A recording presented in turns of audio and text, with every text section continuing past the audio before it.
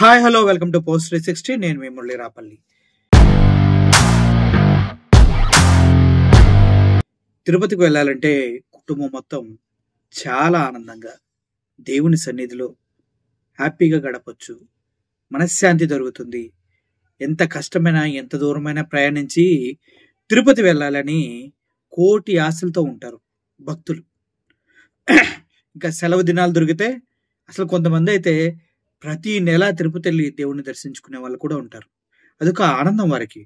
దేవునికి దగ్గరికి వెళ్తున్నాం, దేవుణ్ణి చూస్తున్నాం అనే ఆ మహద్భాగ్యాన్ని వాళ్ళ జీవితాల్లో ఒక మంచి గొప్ప రోజుగా చెప్పుకుంటూ ఉంటారు.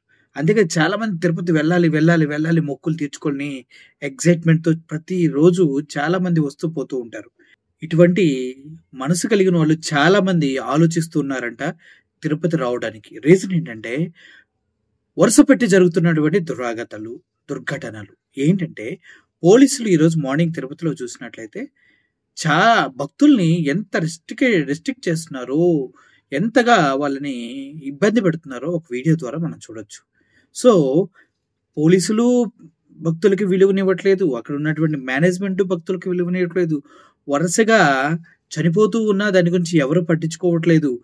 దొంగతనాలు తిరుపతిలో జరుగుతున్నా ఎవరు పట్టించుకోవట్లేదు. ఇప్పుడు ఫైర్ యాక్సిడెంట్ జరుగుతున్నా కూడా తిరుపతిలో ఎంత నెగ్లిజెన్సీ ఉందంటే అంత నెగ్లిజెన్సీ ఉంది. గతంలో చూసుకున్నట్లయితే తిరుపతి ఎలా లేదు, ప్రశాంతంగా ఉండేది. ఏ చిన్న ప్రాబ్లం కూడా బయటకు వచ్చేది కాదు, ఏ చిన్న ప్రాబ్లం కూడా జరిగేది కాదు. దట్టు జగన్మోహన్ రెడ్డి క్రిస్టియన్ తిరుపతిని సర్వనాశనం చేశాడని రాంగ్ ప్రోపగండా ఎంత చేశారంటే అంత చేశారు. కానీ జగన్మోహన్ రెడ్డి గారు చెప్పడం జరిగింది, నాకు అన్ని డిపార్ట్మెంట్స్ని సెట్ చేయటం చాలా ఈజీ, బట్ తిరుపతి అంత ఈజీ కాదు. ఎందుకంటే తను తిరుపతిలో ఎటువంటి తప్పు జరగకూడదు, ఆ దేవదేవుని సన్నిధిలో ఎప్పుడు ప్రశాంతత నెలకొని ఉండాలి అనేసి మంచి టీంని అక్కడ పెడతాం జరిగింది. కానీ ఇప్పుడు ఏం జరుగుతుంది?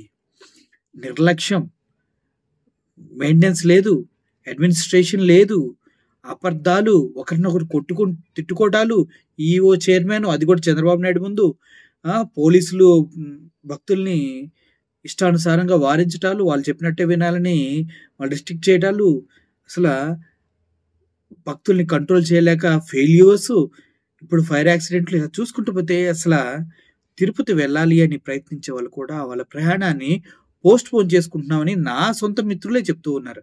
అన్న ఇప్పుడు వెళ్ళలేమన్నా, కొన్ని రోజులాగా వెళ్తాం, ఎందుకంటే వరుసగా ఏదో జరుగుతుంది తిరుపతిలో, సంథింగ్ ఈజ్ హ్యాపెనింగ్ అనేసి. ఇప్పుడు తిరుపతిలో జరిగిన ఫైర్ యాక్సిడెంట్ విజువల్స్ మీకోసం చూపిస్తాను, చూడండి. నిజంగానే అలా ఫైర్ అయ్యి అంత సౌండ్స్తో పాటు టపా టపా టపా టపా అని సౌండ్స్ వస్తుంటే ఎవరైనా పరిగెట్టాల్సిందే. దట్టు ఏదైతే 47వ కౌంటర్ దగ్గర మొత్తం కూడా పొగ కమ్ముకుపోయింది. అదే కంజెస్టెడ్ ఏరియాస్ ఉంటాయి, మొత్తం ఆ లైన్లో క్యూ లైన్లో వెళ్ళాలి.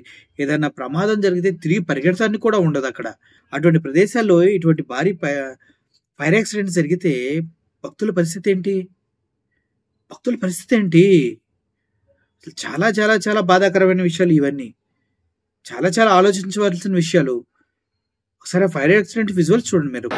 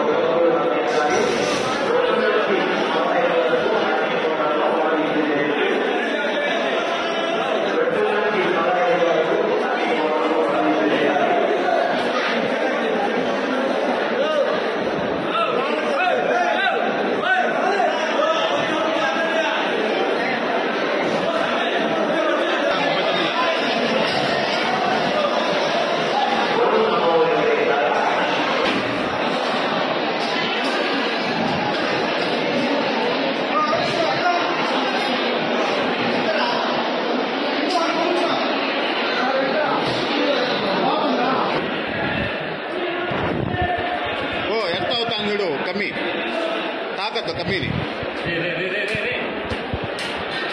ಕಮ್ಮಿ ತಾಕತ್ತು ಎರ್ತಾ ಹೋಗ್ತಾನೆ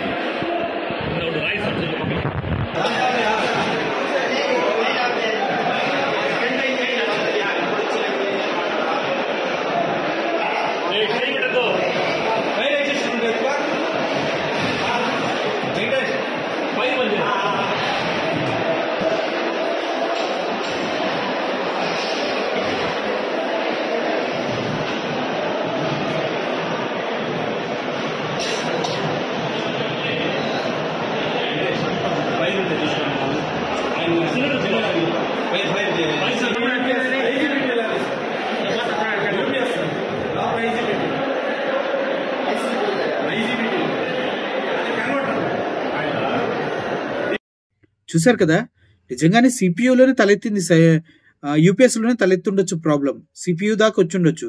కానీ ఎంటైర్ సిస్టమ్ మొత్తం కొలాప్స్ అయితే ఏమవుతుంది? పవర్ ప్రాబ్లం వచ్చింది, షార్ట్ సర్క్యూట్ అయింది. షార్ట్ సర్క్యూట్ అంటే ఒక దగ్గర ఆగే అవకాశం లేదు కదా, స్ప్రెడ్ అవుతుంది. వైర్స్ మొత్తం కాలిపోయి మొత్తం సిస్టమ్ అంతా డ్యామేజ్ అయిపోతే ఎవరి రెస్పాన్సిబిలిటీ? అరే భక్తులు వస్తున్నారు, అన్ని చక్కగా చెక్ చేసుకొని పెట్టుకోవాలి, ఏదైనా ప్రాబ్లం ఉన్న దగ్గర ముందే సర్వీస్ చేసి పెట్టుకోవాలి. ఇటువంటి ఆలోచనలు కూడా రాకుండా భక్తుల జీవితాలని, భక్తుల ప్రాణాలని, వాళ్ళలో ఉన్న భక్తి భావాన్ని మొత్తం సమూలంగా నిర్వీర్యం చేసే ప్రయత్నమే చేస్తూ ఉన్నారు. లడ్డూలో కల్తీ జరిగిందని చెప్పిన దగ్గర నుంచి అనర్థాలు జరుగుతూనే ఉన్నాయి.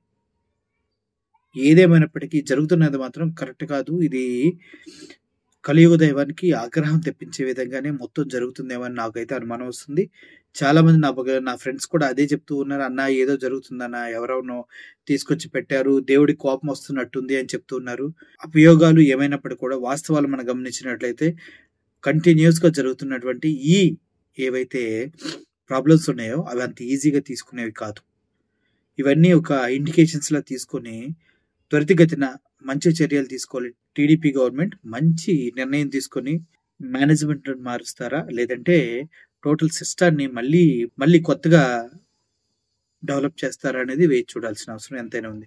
Thank you for watching this video. I am Murali signing off. Thank you so much.